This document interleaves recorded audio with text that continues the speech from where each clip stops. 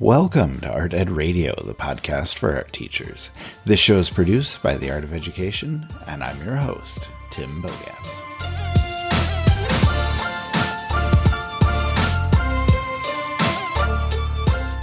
All right, it is Art History Week.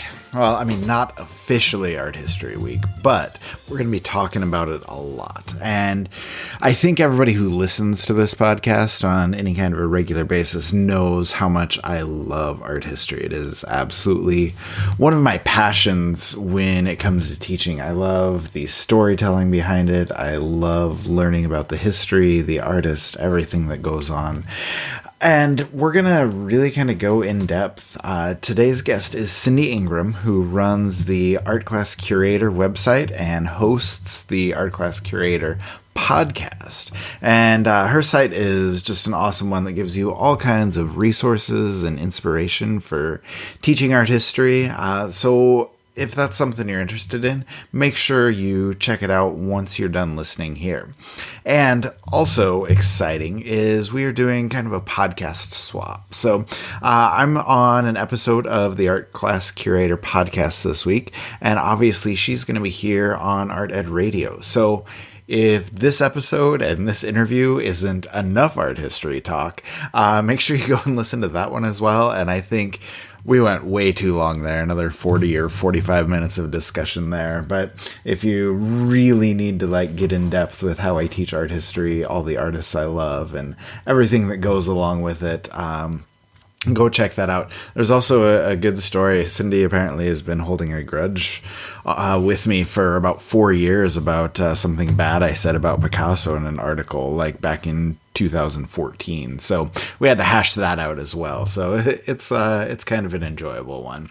But before we get started with the interview here, I also want to tell you about the Art of Ed's Integrating Art History graduate course. So if you love art history already, or maybe you are at the opposite end of the spectrum, you don't love it, but you're looking to learn more or looking to do more in your classroom, that is the place to go, Integrating Art History. Now, we know that a lot of teachers struggle when it comes to making art history relevant in your classroom. Okay, but this course will help you create the strategies you need to make art history personal and make it meaningful and make it memorable.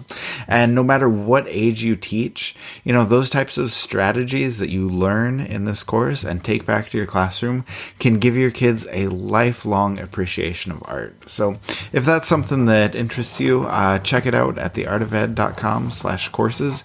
Again, that's called Integrating Art History, and the newest section starts in just over a week here at the beginning of November. Let me bring on Cindy, and we will get our interview going.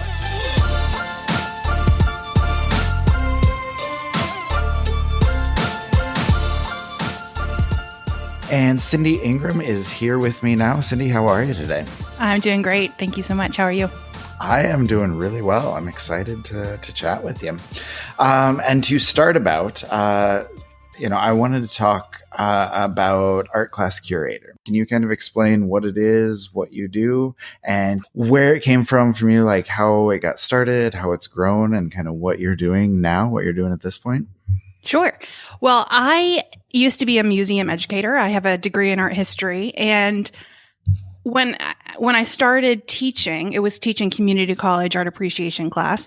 I would constantly be Googling things like, examples of artworks to show line, or creative ways to teach the Renaissance, or things like that. And I could never find the thing I was looking for. I couldn't find a lot of information about artworks or artists. I could find projects, but I couldn't find, how to actually teach art history and art appreciation. So eventually, I just created my own curriculum from scratch. And then I eventually decided to just make the thing that I had been looking for. So I started writing about art, and I started, writing about how I teach art from sort of a former museum educator perspective, which is a lot of discussion and interpretation and engagement with art rather than just telling about the art. So it really focuses on creative ways to teach art history and art appreciation. And it started as a blog of me talking about those things. And then I started to sell some of these lessons that I'd created during my career. And then now I have a membership site where people join and they get art history and art appreciation lessons and resources to use in their classroom. And I also have a podcast, and I still have the blog, and I have a weekly newsletter as well. So you have a lot going on, is what I you're do. Yes. I do all the things. No, but I wanted to chat about the podcast too, because we just finished an interview for that podcast. It's an exciting home and home switch here. So this is good. But can you tell people a little bit about how you started the podcast and maybe what people can expect if they were to listen to that? Sure. I have always, in the back of my head, thought I would like to do a podcast, but I never felt like I would have the stamina to keep it going. And I was worried I would run out of content and things to say. But in the end, I do prefer to talk more than I do to write. So when I was at NAEA this last spring in Seattle, I was sitting in a session, one of the two sessions I went to for the whole conference. But I was sitting in the session and I was like, you know what?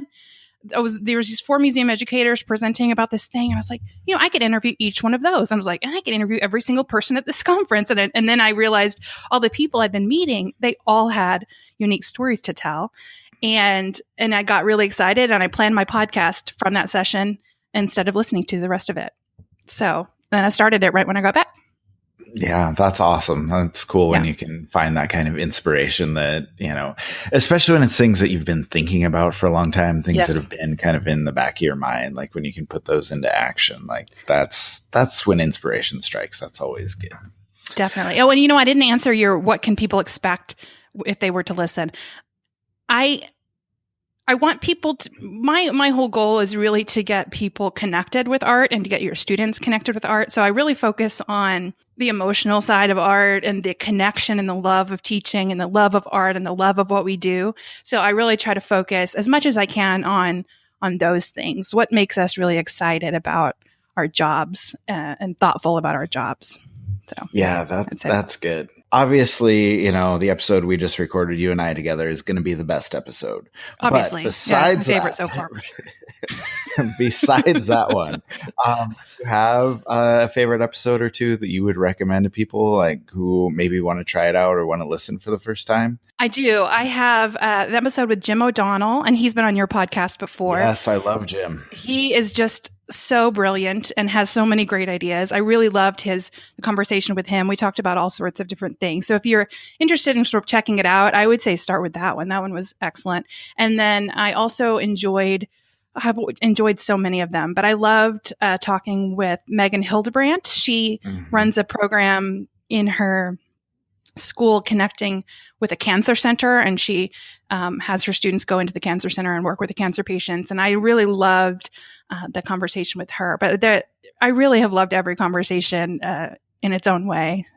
But those are the two that sort of stand out at the top of my head. Yeah, and I loved your conversation with Don Massey, because Don's just awesome, and he has such a fascinating story to tell, and he does so many cool things in his classroom. So that's always fun. But, I kind of wanted to talk a little bit about art history too, because you and I kind of dove in deep on your podcast about some of our favorite artists that we love, and even a few artists that we hate, which is fun. But I think, we have those emotions both, going strong both ways, because we have such a passion for art history and for teaching art history. So if I can ask you, where did this come from originally? How did you learn to love art history?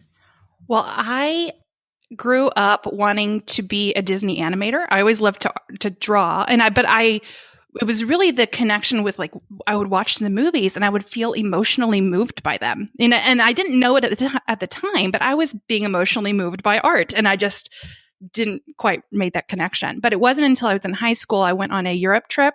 My junior year English teacher took a group of students every summer for a month, and you went pretty much everywhere in Europe. And there was a class leading up to it. We got college credit. It was just really intense and very much focused on art history. And I'm coming from a small town in Texas where we did have an art museum. I didn't know about it until after I left. But I never saw real works of art ever in person, and my art teachers didn't show us art that often.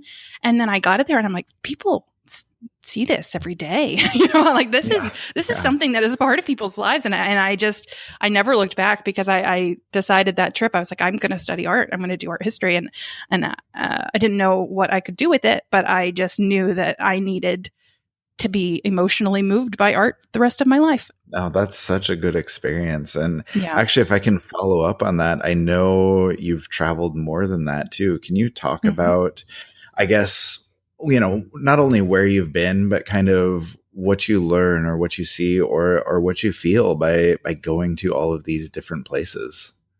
Yeah, I love to travel. And it's one of the reasons I started my website to begin with, because I wanted it to be my job so that I could do my job from anywhere. That was one of my main goals. And then also in that first Europe trip, I decided, I was like, I want to take people to Europe. That's what I want to do with my life. I think that would be amazing, and teach them the art while we're there. And it was actually 20 years to the month. I took my first trip this last summer with readers and members from Art Class Curator. So it was really exciting. But when you go somewhere, you know, your world is opened up, your eyes are opened up to other people, and it makes you more connected, I think, with the world and with other people. And it's about the art, yes, and seeing the art in person is so different than seeing it in a reproduction.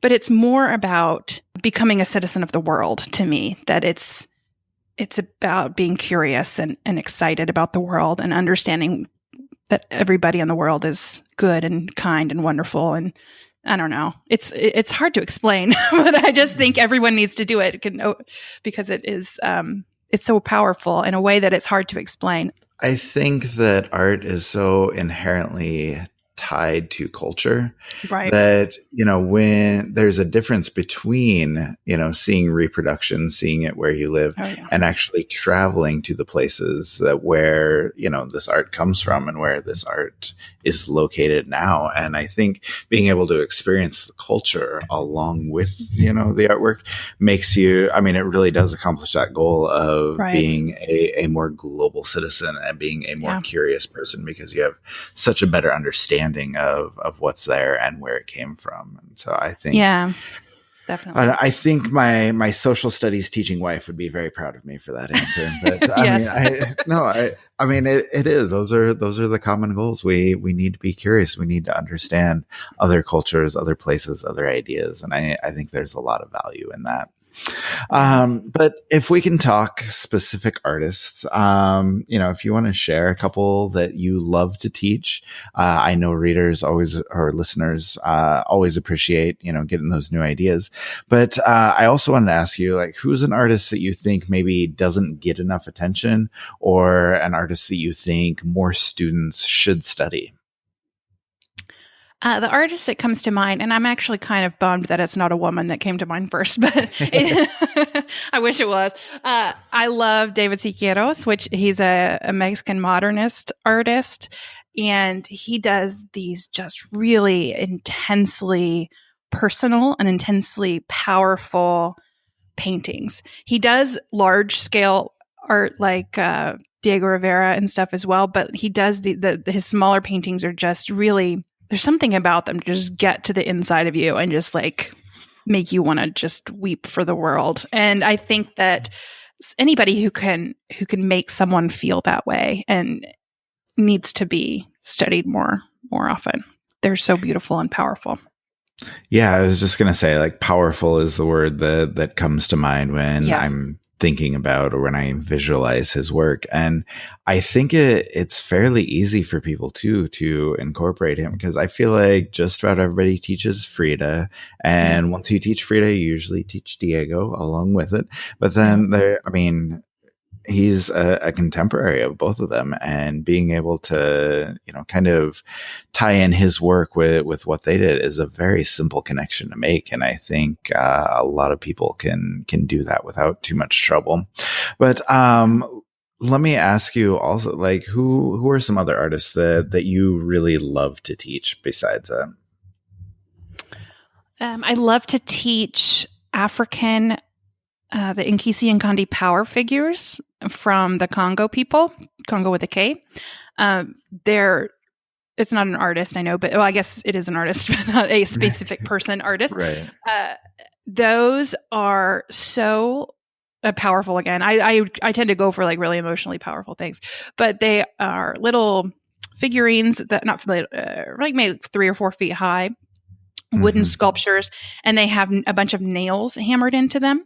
And then they have a hole in the stomach where they would put like medicines and herbs, and it's usually covered with a mirror or a shell. And then the facial expressions are really sort of dramatic, but they're basically like hunting figures. And when you, if you have a promise, then you put a nail in, and then if you break that promise, then the power figure will come after you and hurt you in some way. Like it's basically like a keeper of treaties and promises and vows and things like that. But those are really fun to talk about with students. They really love them because they're so cool looking, but then they have all this extra cool meaning, and you can really understand another culture through exploring those. So I love to look at those as well.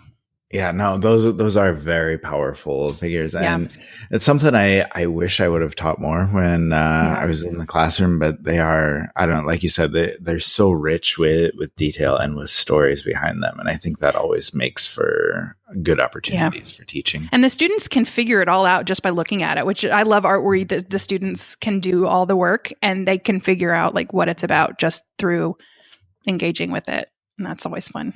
Yeah. And, you've talked a couple times now about how you're kind of drawn to the emotional side of artwork.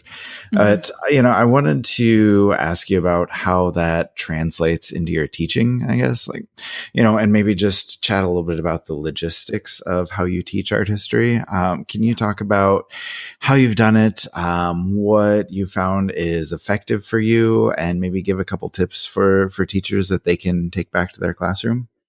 Sure. I think it's important to find art that is fascinating and relevant and that you're excited about. I call it the 3 C's when I teach on my website. It has to be compelling. I always get that word. It's not compelling. It's another C word. It means compelling. Anyway, compelling, communicative, and complex. That it's an artwork that just genuinely makes you curious about the world and it makes you feel something. So I like to say you'll start with something that is just really exciting and engaging, because then if you're excited about it and you're curious about it, that's going to rub off on your students. Because my goal is to make every student have some sort of personal connection with an artwork in the time that I have with them. And maybe it's only one, but that artwork is going to stay with them forever. And they're going to remember it, and they're going to remember the experience they had with it. And they're going to remember the passion that you showed when you taught about it. And they're going to, that is going to be a part of them. And so I think we need to make art exciting for our students. And I also think that it's important to let the students do as much of the thinking that they can, instead of just putting up an artwork and you telling about it, that you are asking them what they think, having them tell the story, having them figure it out. And you can ask some questions, to get them thinking, but let them do all of the work, because we are not used to thinking. We are used to Googling and finding the answer, and we need to slow down and let our students do as much of the thinking and interpreting as they can. So I incorporate this a lot in my classroom, and I had the joy of, for many years of my teaching, to only teach art appreciation. And so I got to do it all the time instead of, that's all I did. But that's what I'd say. Yeah, that's awesome. That's really well said. And I think that's really good advice about, how to approach it and what kids can find, what kids can take out of it. So cool. I think that'll be a good place for us to wrap it up. So Cindy, thank you so much for coming on and chatting with me. It was great to talk about art history, and hopefully we can get together and nerd out about art history again sometime soon. Indeed. Thank you so much. That was an awesome talk with Cindy. I love hearing from her about, not only the strategies for a classroom that we kind of talked about, but more importantly, just kind of the emotion that she feels and the passion that she has for art history. I think that's really inspiring. And, I just have to assume that when she's in a classroom, talking about art with this type of love, this type of emotion, that has to rub off on our kids as well. And she and I have a lot in common, particularly when it comes to hosting podcasts and loving art history. And that's kind of why we talked about both of those today. But, going beyond that, I think there's, just this natural curiosity there. And I think that's probably what I wonder about the most, what I think about the most when it comes to art history. Like, how do we learn to love art? How do we learn to love art history? For some people, they connect with the visual elements of art. For others, it's about passion and emotion, kind of like what Cindy was talking about. And maybe that's your own passion and emotion. Maybe you appreciate the passion and the emotion that comes through in the work, that comes through from the artist. Other people would say representation is the most important part. For me, personally, it's storytelling.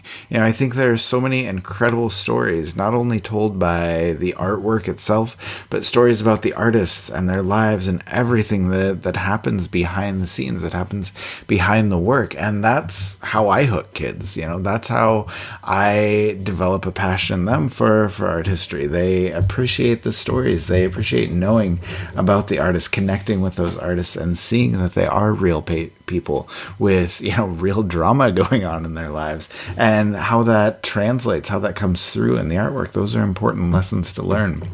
And, I hope that I can share those with my kids. Hey, but, I think out of all of that, the curiosity remains, and I would love to hear what you have to say. So, if you're somebody who loves art history, shoot me an email and tell me why. Okay, radioguys@theartofed.com.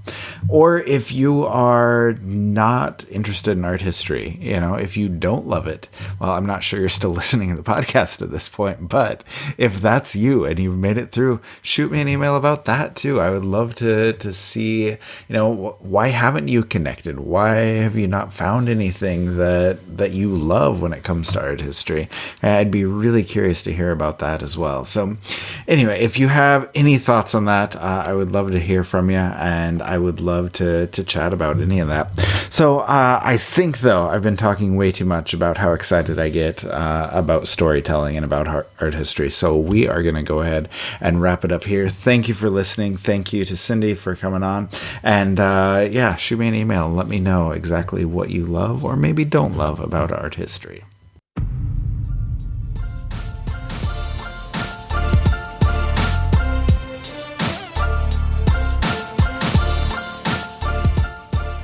Art Ed Radio is produced by The Art of Education with audio engineering from Michael Crocker. Remember, our Halloween costume contest is up on Instagram and Facebook. We talked about it last week with Amanda Hine. The best costume that we find is going to get a free entry to the Art Ed Now conference in February. So make sure you check out the contest. Make sure you post your pictures. We really want to see all of these art-inspired Halloween costumes. All right, that is it for us. Thank you for listening, and we will talk to you next Tuesday.